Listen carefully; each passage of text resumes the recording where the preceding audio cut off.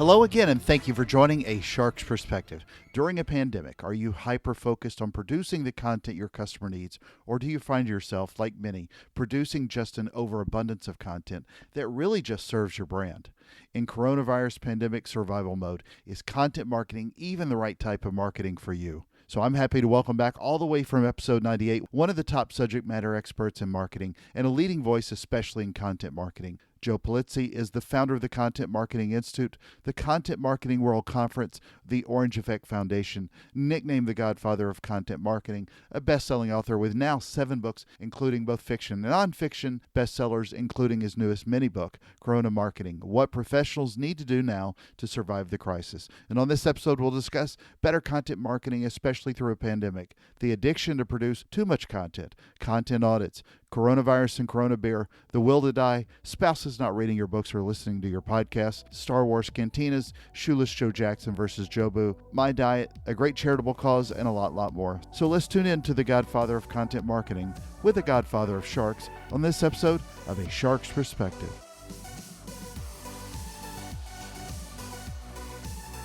Joe, thank you for joining us again on A Shark's Perspective. If you would, again, briefly tell us a quick minute or two about you and your background and career to date. Geez, I've been in, Joe Pulizzi, I've been in publishing for, it's hard to believe, over 20 years now. Started in the practice of content marketing around 2007, founded Content Marketing Institute, sold a few years ago, and I spend my time writing fiction and nonfiction. So I just published my first fiction book, The Will to Die. I've written 6 other marketing titles. And I spend a lot of my free time right now with the Orange Effect Foundation.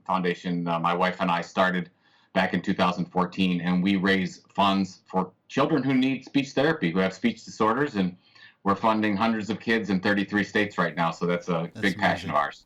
That's amazing. So for all the other guests, I've had 200 plus shows on, and if none of those other guests are listening, I would tell each of them as well, is you were my favorite guest on episode 98. Oh, But it's been a minute since we spoke, and I wanted to reconnect because I had read your new mini book, Corona Marketing: What Marketing Professionals Need to Do Now to Survive the Crisis. I mean, obviously, pretty much every business with every facet of marketing needs to look through the lens of some sort of survival manual. But talk a little bit about the book, the premise, and what drove you to write such a compelling book. well, if you'd asked me 6 months ago, would I write another marketing book, I would have said no. Yeah. I said, oh, no, I'm writing fiction now. But with this whole thing in COVID-19 happening, what I saw brands doing, small, medium-sized, large enterprises, they were making the same kind of mistakes, in my opinion, that were made during the Great Recession. And that's when we launched Content Marketing Institute. I mean, when we launched April 2nd, 2007, CMI was born, what became CMI.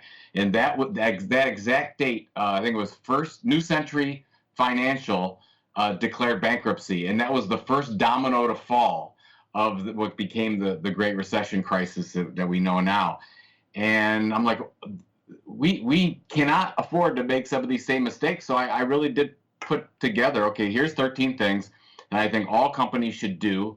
A lot of these are basics and they're reminders. And I think more than anything else, it's, look, you need to have a strategy. You probably need to simplify more than you need to create more content. I mean, shoot, I still go into companies and they're just slapping too much unnecessary information against the wall. And what we need to focus on right now more than anything else is, how do we help our customers' lives more, get them better jobs? What do we need to do to work on, first and foremost, our communication with our customers? And if we do that really well, we will help our business. And as you know, we were talking before we started, a lot of businesses aren't doing a very good job of that right now. So that's why Corona Marketing, the book, came to life, and I hope it's been helpful.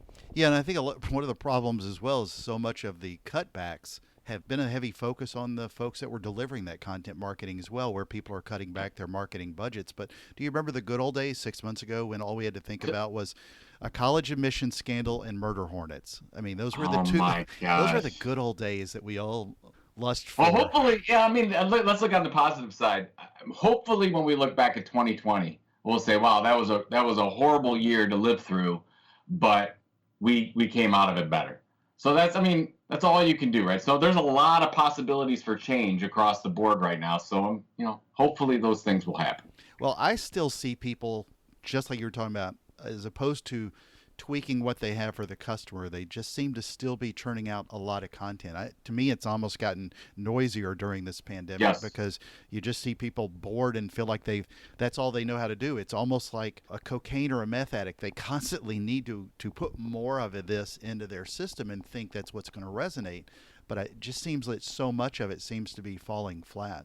And well, even before this whole thing happened, if you just look at the best way to build a content marketing platform and to grow a loyal audience, it's about less channels, doing them really well, consistently over a long period of time, not being in every social channel, but focusing on social channels that make sense for your business and for your customers.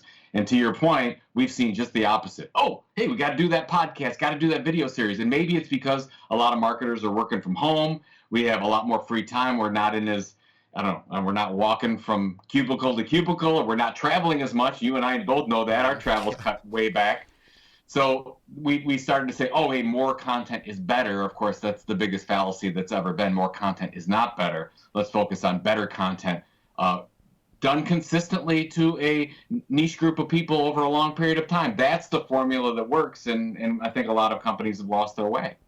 Well, so you wrote 13 chapters of this book, and I felt completely invigorated and proud to say that I knocked this book out in one morning. So please don't tell everybody that each chapter was about a page and a half, but it was kind of an Ann Handley style, if you will. It's a 50-pager. Yeah, it's 50, a 50-pager. Yeah. But what was the most important thing that you wanted somebody to read and take from this? What's sort of your favorite chapter, if you will, or favorite message condensed down to one thing? Yeah, I mean, there's so many. There's so many good things. I think the biggest thing is probably let's focus on doing one thing really well. Yeah. So let me give you an example of that. Let's go into an average company. An average company, to one audience, they have a podcast, they have a video series, they're creating content specifically for LinkedIn and Facebook and Twitter. And somebody in the office said, let's test out TikTok. What are we doing? We got to do TikTok in the last few months. It's crazy. So. Oh, it's crazy, isn't it? My youngest son is all over it. Oh yeah. They say, but then the whole Zoom thing came. It's like, oh, we got to do some Zoom events. We got to do virtual events because we can't do in-person events, and it is just ugly. And okay, let's not do that. Let's look at how did the greatest media companies have been. So I talk about this in the book. How do the greatest media companies all time? How do they become the greatest media companies? New York Times, TED Talks, Huffington Post. They started with one audience doing one thing really well: a newspaper, a radio show, a live event series, one blog, instead of boiling the ocean, right? We talked about this last time. If your content is for everyone, it's for no one. So let's do one thing really well. So that's the one thing that I wanted to almost, not that I have to give anyone permission, nobody needs to listen to me, but I wanted to give marketers permission to say you don't have to do all those things that people are saying you should do. I mean, I was on a podcast just the other day. There was, oh no, we got to do the social video, and it's got to be 20 seconds long, and then we got to do this on Twitter, and we have to be everywhere our customers are at. No, you don't. You do not have to be everywhere your customers are at, because if you're everywhere your customers are at and you're doing a horrible job of it, it's better if you're not even there. Exactly. So that's probably the biggest thing. And then I talk a lot about killing off some social channels. Yeah. Like if they're not working for you, it's better for you to kill those things off, maybe just use them as feedback mechanisms, and then take those resources and be great at LinkedIn, and maybe forget about Facebook, for example. No, I could not agree more. That was actually where I was going with the social channels. So how do you look at performing better with your content on social channels? That was one of the chapters that really stood out to me, because one of the things I absolutely agree with is that I argue all the time that too many people put out too many disparate messages, and customers don't have the time they're not sitting in a room, they're not meeting with all the other siloed teams. They've got too much noise.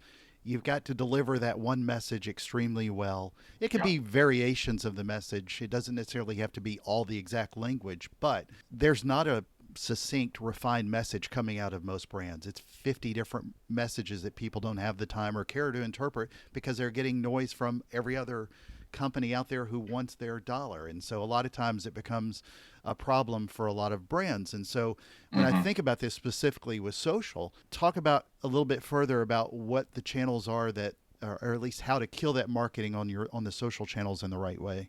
Well, the first thing, it's a great point. The first thing you have to do is some kind of an audit, right? I mean, when you talk to marketers, what you realize, and you do a social audit and you figure out, okay, how many different @ names do we have on Twitter? They don't even know.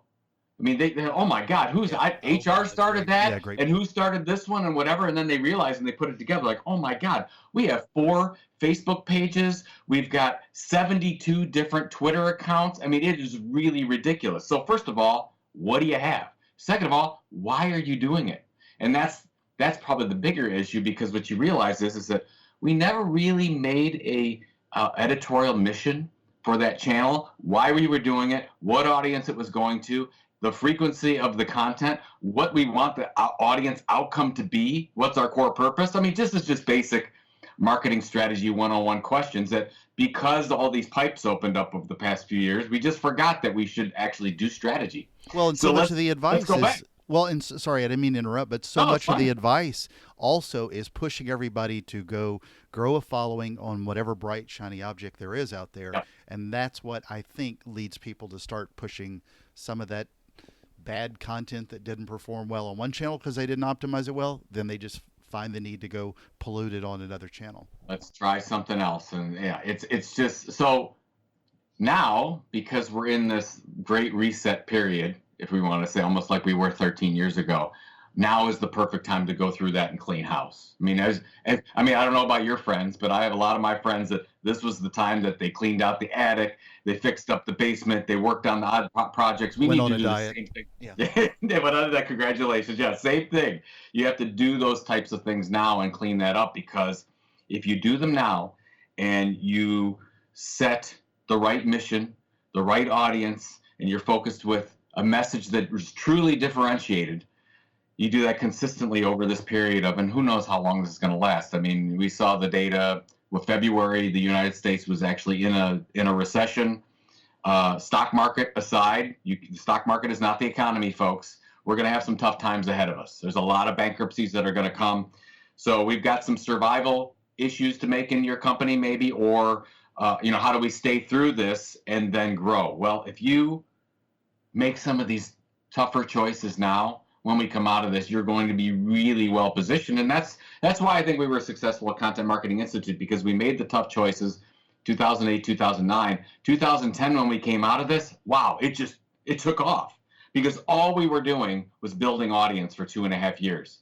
And then when the market turned and people had money to spend, it was like, it was unbelievable what happened. So you have to say no to things. Mm-hmm. You have to actually do strategy. Well, next chance I get, I am taking you to Vegas because I know you like it there. But Vegas. I miss Vegas. I'm taking you because you knew exactly when to sell Content Marketing Institute. So if I find you at a table, I'm coming over and rubbing your head for luck. So we did have very good timing on that. Yes, it was a blessing. Well, one of the things you also talk about that I think is really apropos for summer of 2020 is leveraging the best talent in the world. And, we probably know quite a few people, similar people in this space that we've talked about before, but I can think of one in particular who lost his job at a major corporation. And, a lot of the smart marketers or smart companies today can really hire some of that best talent in the world right now that maybe wasn't available to them last year in 2019 when it was more of a fever frenzy with hiring. Now it's calmed down, but we're seeing a lot of the fundamentals still remain strong with companies. We're going through, what we're going through, but at the same time, there are people out there that are fantastic that I know that are available to hire right now to provide better marketing for your customer down the road. Well, when the layoffs in media and journalism really started to happen in 2008, I come from publishing, so I started in business publishing in 2000, and so I knew a lot of these brands, and of course we were B2B, and they were getting let go, and I'm like, oh my God, that person is so talented. That person is so talented. So we tried to do little freelance gigs here and there and get them involved and do some research projects. It really worked out well for us. So take what happened in 08 and 09 and multiply that by 12. That's what we're going to see here. And of course, a lot of those media brands are much smaller, and it's gotten a lot worse. I don't know about how it's going in Memphis, but in Cleveland, they let go of the majority of journalists they had at our one remaining newspaper. I mean, there's a lot of amazing talent out there. So on the brand side, I don't care if you're a small, medium, large company, there is some incredible talent out there. So you have to go and look for that. And if you even look at online, on the digital mastheads, you'll see that a lot of those people that have been let go, they're just there as freelancers and they're looking for jobs as well. So I think that's your responsibility to say, look, if you may say you have an idea for amazing white paper or a video series that need to be storyboarded, or a blog, or a new podcast, maybe an interview, Q&A, you have talent out there. You can do some 1099 work with those people and help both sides, because they need the work. You need some expertise, and now's the time. Yeah, why not? That's a good example. Is I've told a lot of companies I know to hire journalists from TV and newspapers, especially with our one remaining newspaper. They converted the old newspaper building into a makeshift hospital for COVID-19, because the newspaper had already moved into a much smaller space. So that just shows you. But they're tremendous people out there. One of the ones, and I speak a lot about this at conferences in the olden days when we had conferences with people in them.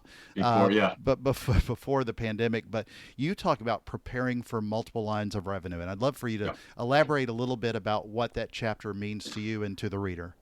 Well, that's a lot of meaning goes behind that chapter. As you know, Robert Rose and I wrote Killing Marketing, and the whole idea behind Killing Marketing was that the purpose of marketing is a profit center, to be ultimately a profit center, not just to generate more product sales. Amen. So you can say you believe that, don't believe it, whatever, but I look at the business models behind media companies as well as product and service companies, and from a communication standpoint, there's no difference except for the fact that is how it's monetized. So if you are building a loyal audience, there's up to 10 different ways that you can monetize that audience, not just by selling more products. So here's a quick example. Local hospital here, Cleveland Clinic, they're going through some interesting issues right now. Well, what's keeping that marketing department afloat? The fact that they have 6 different lines of revenue. They sell advertising, sponsorship, they do content syndication.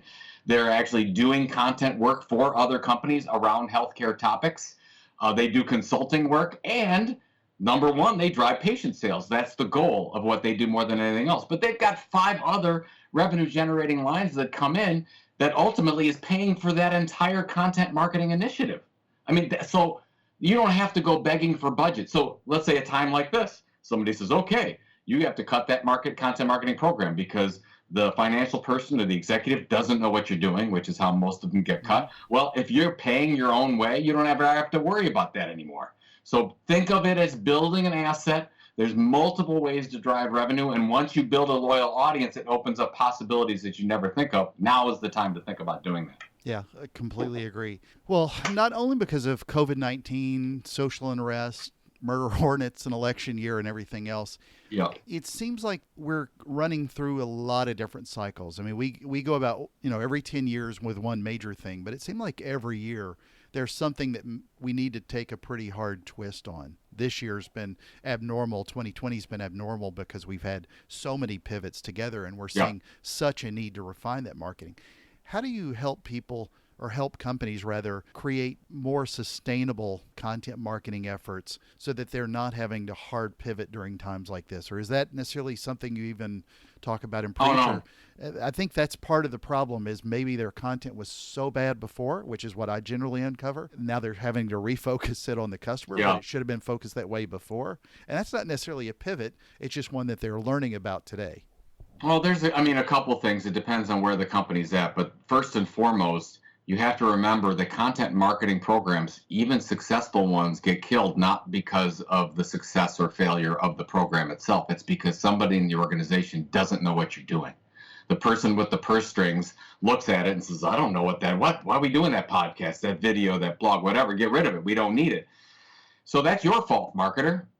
So you have to set up your own internal education program as to why you're doing those things in the first place. I mean, this is really dating myself. So go back to 2003, 2004, we had a content marketing division in our publishing company. And nobody in the executive ranks and the publisher ranks knew what we were doing and what the purpose of our little department was. And I was afraid because we were going through some rough times. It was right after 9/11. We were going through there. A lot of our events got cut.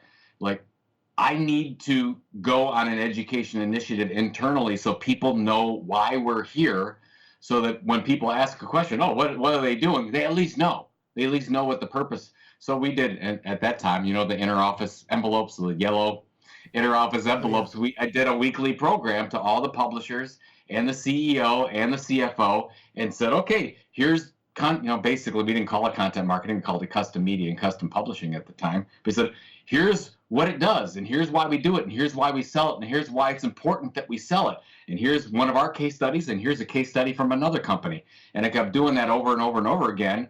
And of course, we were able, because of a lot of that, is to grow our department substantially, and it's still going today, believe it or not, almost 20 years later. So you have to do that with your program. So find the people that are influential into making those types of decisions and tell them what you're doing. Now, why does that come back to your question? Because then you don't make knee-jerk reactions. Then you're in it for the long haul, because if you know anything about content marketing, this is not a 3 to 6 month gig. No, this exactly. is something that takes 12 to 18 to 24 months. This is an asset. You're trying to build an informational annuity. That's what you're trying to do. That takes a long time to do that. So you have an asset in 2 years that you can generate all sorts of revenue from. So you have to lay the groundwork and educate internally first and foremost. But I'm sure a lot of that also, it comes up a lot with me with how quickly Google crawls a lot of that content out there. So then it becomes a struggle with how long it takes, and everybody strictly moves towards advertising because they think it's that quick hit, as opposed to content that takes some time to rise to the top. So, well, to that point. Here's the thing. So this is marketing. You don't have to have a content marketing strategy, right? If you have a short-term approach and you're in it for sheer survival, and let's say that you have a 3-month timeline, do not do content marketing. Yeah. Go interrupt people. Go buy billboards. Go do social ads. You need sales right now. That's a whole different thing. If you're trying to come out of this, the dominant player in your industry, absolutely look at a content marketing strategy. Yeah, thank you for your honesty. I'll tell you this. So, as a reminder, I want everybody to go get a copy of this book, and we'll tell you where later, but it's at joepulizzi.com. Another funsy, though, that you dropped in early 2020 is the crime thriller called The Will to Die. Talk a little bit about making a pretty hard left on your content, Joe. How has that book done? Did you release it in March as some sort of subtle lead-in to your Corona marketing book? Isn't that crazy? The timing of this is so strange.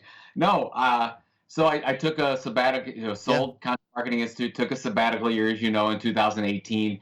And it's weird. I always wanted my wife to read one of my books. And at that point, I wrote 5 marketing books, and she never read one. Besides the acknowledgments page, she never read any of them. Has she listened to any of your podcasts? No. Yeah, nothing, my wife won't listen to mine either. Yeah. Nothing marketing related, nothing. And I said, why don't you read any of my stuff? She says, it's boring. You're talking about marketing. I'm not interested. What does she like? Just knowing your audience. She likes mysteries and thrillers. Yeah. So I said, okay, I'm going to write you a mystery and thriller. So in 2019, I started writing what became The Will to Die. It was a very challenging process. It took me, to write fiction, you have to get into a 10-day to 14-day groove before readable content actually starts to surface. And got the finished manuscript and decided to give it away for free as a podcast in December. So launched The Will to Die as a podcast series. It got over 50,000 downloads for free, and then we launched. So that was the whole thing. I wanted to build the audience first around the audio version, and then we launched in March in all the versions, and we were lucky. We hit for a couple weeks. We were on the bestseller charts for financial thriller, for mystery, for it did really, really well. And so that's the and so the plan is, I'm not working on it currently, but in a couple months I'm going to start on the second version. That's great. Iteration of The Will to Die. Yeah, unless I started flipping houses and did a podcast about that and ended up on HGTV or started cooking something that wasn't just out of the microwave that would end up on Food Network, she's never going to listen to any of mine. So Yeah. it's just not So going to happen. Well, and just as a reference point, you mentioned it earlier. How is your foundation going, the Orange Effect Foundation? Tell us again and elaborate a little bit more. I know this is such an important thing to you. We yeah, talked about it earlier, but why you started a 501c3, what it's meant to you, and what you're doing to help sure. the community? Thank you very much. Yeah, it's kind of our passion project, and it has been for 18 years. Because my oldest son was born on the autism spectrum. He's actually going to university in the fall. It's It's amazing. fantastic, but he was 2 years old, had no vocabulary, basically just grunts, and you couldn't understand them. Even by 3, had a very limited vocabulary. We put him on aggressive speech and play therapy, and kind of it was a miracle what happened. And by 6 years old, he went to regular school. By 8 years old, he didn't need a tutor anymore. And that's when you started to see, wow, the power of early intervention speech therapy. Now, we were able to afford it as a family, but what I learned through this whole process is a lot of families, if they need to put food on the table and they're there, they just need to survive, they're not going to get speech therapy for their kids. And a lot of it's not available through insurance. And a lot of these programs have been cut. And so what we learned in the majority of states, there are kids that are going without speech therapy. So we've been working on this initiative since 2007, but in 2014, we formalized it, 501c3, Orange Effect Foundation. And now we have over 200 grants going out to children in 33 states to help them just to afford speech therapy. And now we've ratcheted it up another gear. Especially with COVID-19 going on, a lot of the speech therapy they can't get it because a lot of the face-to-face went away, which is look, there's tragedies all over the place, we know, but a lot of people forgot that these kids aren't getting their therapy. Mm-hmm. So we're really trying to gear up multiple fundraising efforts. So if you're so inclined, the orangeeffect.org. We're doing multiple golf outings. We've got one coming up here in a couple weeks, and we've got another one coming up in August. And we're doing a huge drive in the winter, fall winter, that I'm really excited about. So just a lot of work to be done there. Yeah, tell you this: as soon as we get off here, I'm going to make another donation. So I'll make certain to do that. Oh, you're too kind. No, you'll see it come through. Well, and you need to write a book. Something called The Orange Effect, and talk about it. It's honestly, it's an amazing story as a dad, what you go through as a parent, as well. But it's an interesting content book as well to help. I didn't think about that. Yeah, you might be right, because there's a lot of parents. I mean, when you are told, I remember that meeting. My wife and I went in with the doctor and basically said, "Look, I'm sorry to tell you this, but your kid will never go to a regular school," which you and I might find that hard to believe now, but that was actually told to us. Yeah. And my wife, God love her, she said, "I don't accept that.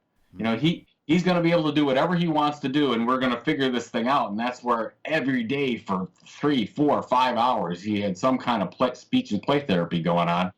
And now he's dismantling computers and doing all. He's actually working down the hall right now. That's fantastic. For a software internship right now. So it's amazing the things that can happen, but you just want them to be as normal as they can be. Yeah. Just to communicate, just to be understood. That's all we're asking for. We're not looking to change everything. We just want them to be able to be understood, and connect. These things can happen when they're between ages 2 and 7. Early intervention is huge. Mm-hmm. Well, Joe, I didn't get to ask you this many moons and tides ago, but I started sometime after we were doing the show. But I asked this of all my guests on a shark's perspective: what is your favorite kind of shark and why? Hammerhead shark. And honestly, see, this is probably not good, but it's because of Star Wars. Because because they had the one guy in the cantina that was the hammerhead. So that's a good answer. Well, Joe, you may remember that's that special time in my show. Are you ready for the 5 most important questions? Oh God, that you're going to be asked today. All right. Pressure's on. Okay, I'm ready. Number 1. This is a good pale lager timely question. Land Shark beer or Corona? Oh, I got to go. Well, you got to go with Corona. You got to. Yeah. Absolutely. Just because how horrible is it for those brand marketers right now? You can't write enough content to pull them out of this. Oh, so you know what? Prediction. Here's my prediction. You're going to see a huge turnaround with that brand because you're going to see the opposite wave happen. You had people that basically stayed away from it for a while for obvious reasons. For I don't know why, but I guess we can all guess why. But I think you're going to see a shift back to it as hopefully a lot of this stuff. Well, once you get a few of them in your system, you'll forget about the virus anyway. But I've been a land shark guy for years. So number 2, going to see a Cleveland Indians game or the Rock and Roll Hall of Fame. Oh, I'm sorry. Yeah, love the Rock and Roll Hall of Fame. Totally recommend that you come to town. But I grew up a baseball guy, so I'm always Cleveland Indians. I've been first and foremost of all the sports. I've been a Cleveland Indians fan first, and we're waiting for maybe we'll get a title this year in some kind of shortened season. But we haven't had one since 1948, longest drought in the major leagues since the Cubbies won. Well, and I would agree. And as you know, the Rock and Roll Hall of Fame is an inferior imposter, considering that rock and roll started here where I am in Memphis. So that's part of the. It's hard for me. I mean, I do like Cleveland Rocks, but still. Number 3, best Cleveland Indian baseball player of all time: Shoeless Joe Jackson or Jobu from the Major League movies. Oh my God. Well, okay, we gotta talk about Shoeless Joe. There was nobody better than Shoeless Joe. Travesty that he's not in the Hall of Fame. If you really look into the details behind that, he batted, I think it was something like he batted almost 400 in the series that they said he was throwing. So he needs to get into the Hall of Fame. But nothing like Pedro Serrano from Major League, who is also, by the way, the All-State guy. He later became president. And he became president. I mean there's really nothing better than, and of course he's going to hit a curveball. Yeah, Dennis Haysbert has gotten more press out of just a couple of weird roles with Jobu, President Palmer, and the All-State guy. But All-State guy's going to haunt him to his grave. So it's every other commercial. The commercials they're running now where they say, "Oh, it's the guy, it's the All-State guy." I'm like, no, it's not. It's Pedro Serrano, man. All right, number 4, 2 towns I know you love: Cleveland or Vegas? Well, Vegas to party and vacation, and Cleveland to live. But if you had to take a pick right now, which one would it be? If I had to take a pick right now, I would absolutely take Cleveland, because I don't know if I could survive Vegas full time. Yeah, that's true. I'd have a good 9-month run in Vegas, and then you would never hear from me again. Well, number 5, and you were asked this before. That's true. No, you might buy Cleveland later. Number 5, and the most important question you're being asked today, and I don't know if you remember this before. See if your answer has changed at all: biscuits or cornbread? Oh, shoot, cornbread. Yeah, that's what you said before. So did I really? Yeah, oh, good. Yeah, I'm a cornbread guy. Yeah, so. If you had said you were a biscuit guy, I would have called you on it. So I got it. Oh, I didn't even know. I totally forgot. So I'm consistent marketing, consistent content. So Joe, where can people find out more about you, get a copy of this book, or the other book, the crime thriller as well, and follow your thought leadership and more? Thank you. Yeah, so the short link is coronamarketingbook.com. You get a link to the mini book. It's free. Just you sign up and you get it. Anything else, The Will to Die, Killing Marketing Content Inc., my newsletter, podcast, just go to Joe Pulizzi. That's PULIZZI.com, and it's all there in one magical place. Yeah. Well, by the way, the Orange Effect. Thank you. Which is also on joepulizzi.com, but Orange Effect, very important. Well, and I'll add a link to each of them like I did before, but one of the things I was thinking about it as well before we close is one of the things I really like about this book is the fact that it just gives you a brief moment to pause and rethink where you are in your content, and would encourage anybody to just take another quick look at it. But Joe, thank you again so much for being with us today on A Shark's Perspective. Thank you. Anytime, my friend.